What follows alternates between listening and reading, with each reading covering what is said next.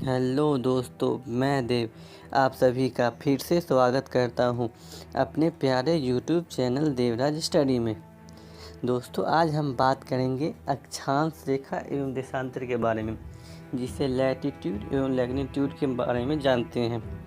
भले ही हम इसके बारे में कक्षा 6 से ही पढ़ते आ रहे हैं, लेकिन बहुत से छात्रों को इसमें अभी तक समस्या होती रहती है, जिस कारण उन्हें ज्योग्राफी को समझने में उन्हें काफ़ी कठिनाइयों का सामना करना पड़ता है, क्योंकि वे हमेशा ही यह नहीं समझ पाते हैं कि अक्षांश और अक्षांश रेखा और अक्षांश वृत्त ये तीनों क्या होते हैं और इसे किस प्रकार समझा जा सकता है, और यह ज्योग्राफी में ये इसकी क्या भूमिका होती है। अक्षांश, जिसे हम यह एक काल्पनिक रेखा है जो कि ग्लोब पर हम इसे खींचते हैं तो ये एक सर्कल के रूप में होता है, इसलिए इसे अक्षांश वृत्त कहते हैं।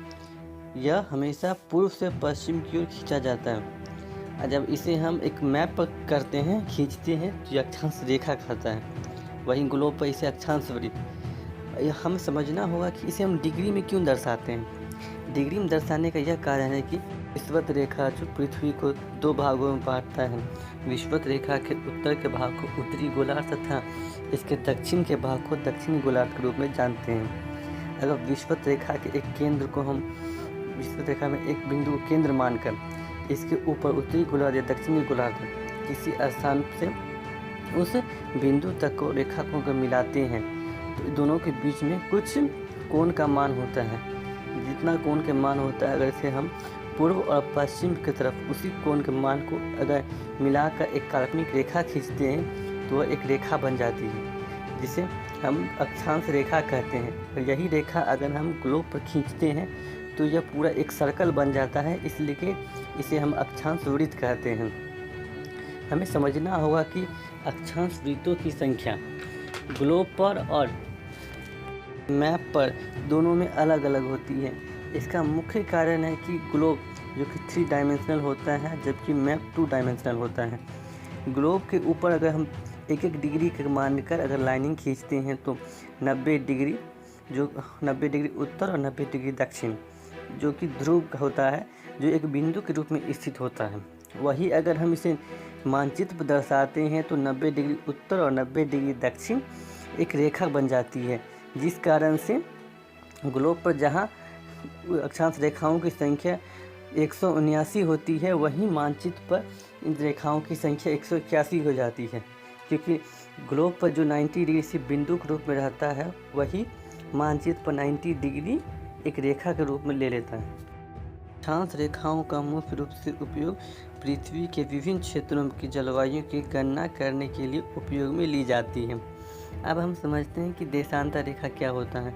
देशांतर रेखा यह भी एक काल्पनिक रेखा है जो कि उत्तर से दक्षिण की तरफ खींचा जाता है, और इसका मुख्य रूप से उपयोग पृथ्वी के विभिन्न क्षेत्रों में समय की गणना करने के लिए किया जाता है, जिसमें 0 डिग्री, जिसे ग्रीनविच टाइम के नाम से जानते हैं, जो कि लंदन अर्थात इंग्लैंड के एक शहर से होकर गुजरती है, जिसे कि मुख्य प्रधान रेखा कहते हैं, जिसे 0 डिग्री माना जाता है और पूरी पृथ्वी को 2 भागों में बांटा जाता है।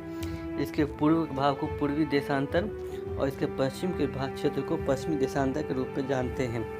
हमारा भारत, जो कि ग्रीनविच टाइम से 5.5 घंटा आगे है, जिससे हम इस क्षेत्र के समय का पता लगाने के लिए ग्रीनविच टाइम के समय में 5.5 घंटा को हम जोड़कर अपने देश के समय को गणना करते हैं।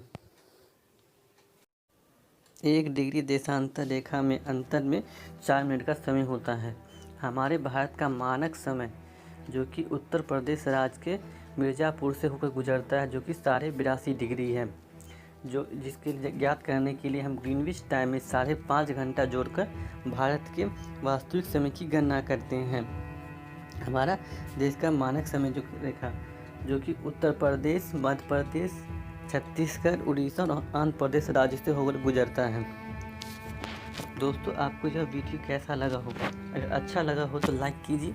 अगर आपको समझने में कुछ समस्या हो तो प्लीज़ हमें कमेंट करके ज़रूर बताएं, ताकि हम इन समस्याओं को दूर कर सकें। अगर आप तक आपने हमारे चैनल को सब्सक्राइब नहीं किया है तो प्लीज़ इसे सब्सक्राइब कर दीजिए। मिलते हैं एक नई जानकारी के साथ, तब तक के लिए धन्यवाद।